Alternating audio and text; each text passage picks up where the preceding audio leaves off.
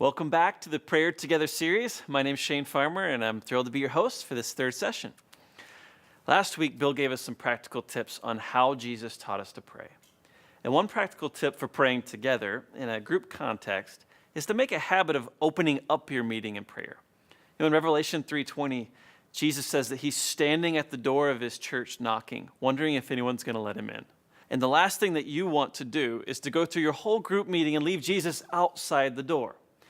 So before the conversation really gets moving, just take a moment and have someone say a short prayer. Simply invite Jesus to be at the center of your time together. I've always found that this has a significant impact on the tone and the direction of the time that you'll spend together. And as this is your third week, I hope that your personal check-ins with each other are going well. One thing I want to introduce to you this week is something that we often call the ministry of presence around here at Willow. We're going to talk more about this in coming weeks, but for now, this essentially means that when someone's sharing something difficult, often the greatest thing that someone can do to minister to them is simply to be present. We often think that we have to give advice to someone or say something or do something, but as one author says, the difference between listening and loving is almost indistinguishable for the average person. So when someone is sharing something vulnerable, just listen well. Maintain eye contact. Empathize. Be present. Thank that person for trusting you by sharing their struggles. And then just commit to praying for them. There's a time for advice, for sure, but that's usually after a lot of trust has been established. Now, if you've noticed over the last few weeks that your group just hasn't had enough time to get through all those questions, that's okay. We intentionally put way more questions in that guide than any group could ever get through. So this way your facilitator can pick which questions they think will serve your group best. And of course, if you'd like, you can set aside a little time during the week to look at those questions on your own. Another thing to keep in mind is that it's particularly important to begin and end on time as a group. Now, things may come up causing people to show up late now and then. We get that. But beginning on time honors everyone else's time. And just as important, be sure to end on time as well. Some people may want to stay after and keep talking, which is great, but others may have commitments to get to or children to pick up, and they're counting on being able to leave at the time that you've agreed to. So if your group keeps going over, they're likely not going to keep coming back. Also, I know it's only the third session, but it's already time to start thinking about what's next for your group. When you started meeting, you only committed to staying in this for 5 sessions, so no pressure here. But for those of you who want to keep meeting and maybe become an existing small group together, it's time to begin that conversation with the other group members about what might be next for you in your group. And with all that said, it's now time to dive into this session. So pull out your guide if you have it with you and follow along as Pastor Bill Hybels talks about what to do when prayer gets hard.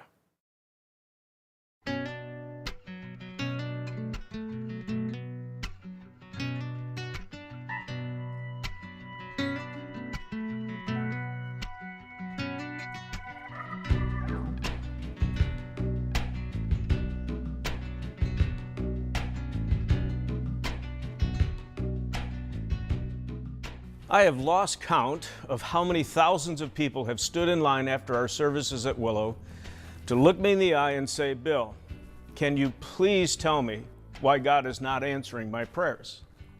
I'm praying for my wayward son. He's actually drifting further off course these days."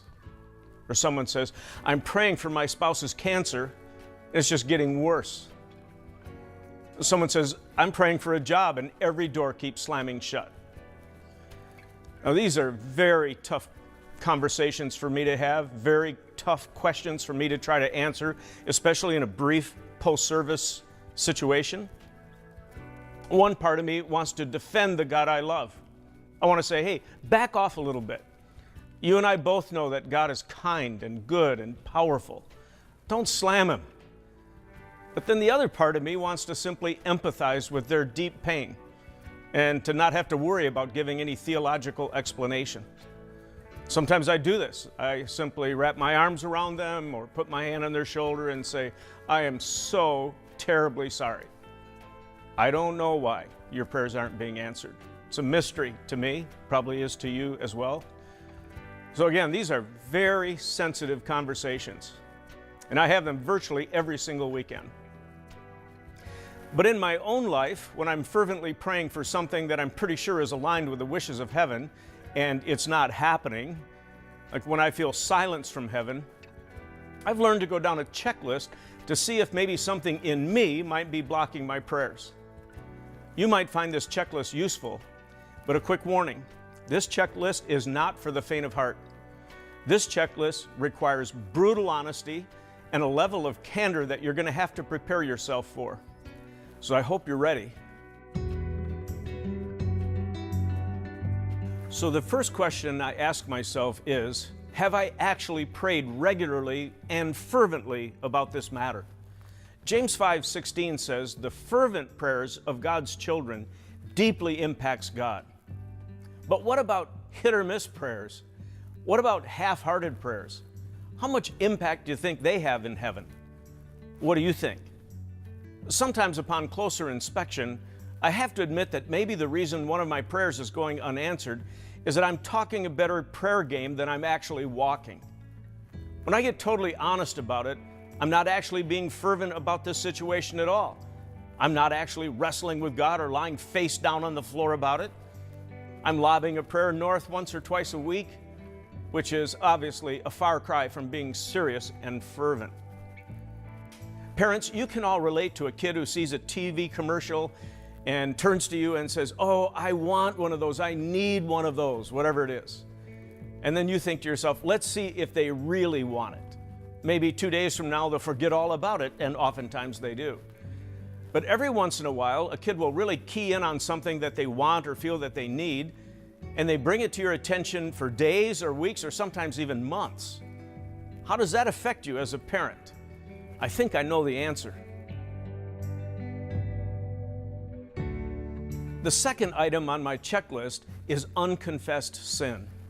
I'm not making the point that every time you stumble or fall, heaven turns its back on you. But Isaiah 59 verse 2 is quite clear. It says, your iniquities have separated you from God. Your sins have hidden His face from you so that He will not hear. Gang, I often know exactly why God has pushed the pause button on a particular prayer of mine. He's simply waiting for my prayer of confession or apology before He grants another one of my requests. And a sincere confession is all that He requires. He doesn't require a month of self-flagellation or an additional month of groveling. 1 John 1 verse 9 is very clear on this. If we confess our sins, He is faithful and just. He will forgive us our sins and purify us from all unrighteousness. The third item on my checklist is the issue of unresolved relational conflict. Jesus spoke to this in a very graphic and colorful way in Matthew 5:23 and 24. Allow me to sort of paraphrase His teaching on this. He says, if you happen to find yourself in a church service and you're singing at the top of your lungs, you're praying prayers so fervently that you're sweating through your shirt, and right in the middle of all that religious zeal, if you remember that you have an unresolved conflict with anybody in your life, remember what Jesus tells us to do? Does He say we should make a mental note and deal with that unresolved conflict sometime in the next 30 days? Does He say, hey, just pray about it for another week or so? No. He says, get up in the middle of that church service. Crawl over as many people as you have to crawl over to get to the exit so that you can get in your car and track down that person that very day and seek to reconcile. It's pretty dramatic if you think about it. But that's how high a priority Jesus puts on relational reconciliation. Pray your prayers later, Jesus says. You're wasting your breath if you think I'm going to listen to them before you attempt to reconcile with whomever you're having conflict with. I've taught about this for over 30 years. And each time I have, I've always been quite surprised that right in the middle of my teaching on this out of Matthew 5, I actually see people in the congregation getting up during my sermon and they leave. And it's not because the sermon is particularly bad, although might be, but they're being convicted. And they're following the scriptures and they're walking out of the church service to either make a phone call or to get in their car and they're trying to reconcile. Often these people come back and they say to me, that was so powerful. when you were talking about this out of Matthew 5, and I remind them, I say, I don't think it was any more powerful than usual. I think the Holy Spirit was talking to you, tapping you on the shoulder, because Christ has such deep feelings about this. And so this has been powerful in our church. I hope it becomes powerful in your life as well. Now, a quick reminder, Romans 12, verse 18 says, as far as it depends upon you, be at peace with all people. If you sincerely and repeatedly seek to reconcile a broken relationship, and the other person wants to stay mad, you've done what you needed to do. So I wonder how we're all doing on this one, about resolving relational conflict. The fourth issue on my checklist is old-fashioned selfishness. And I fall into this far more often than I'm fond of admitting.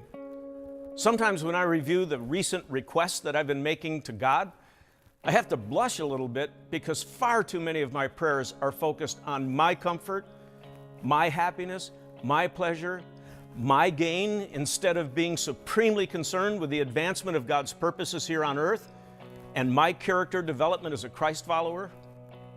A few months ago, I was looking at the prayers of some Old Testament leaders, and I noticed how often that they would ask God to intervene on their behalf, but often near the end of their prayers, the leaders would say, God, please grant this request so that your name will be made great, so that the watching world will know that you are the one true God and fall on their knees and worship you.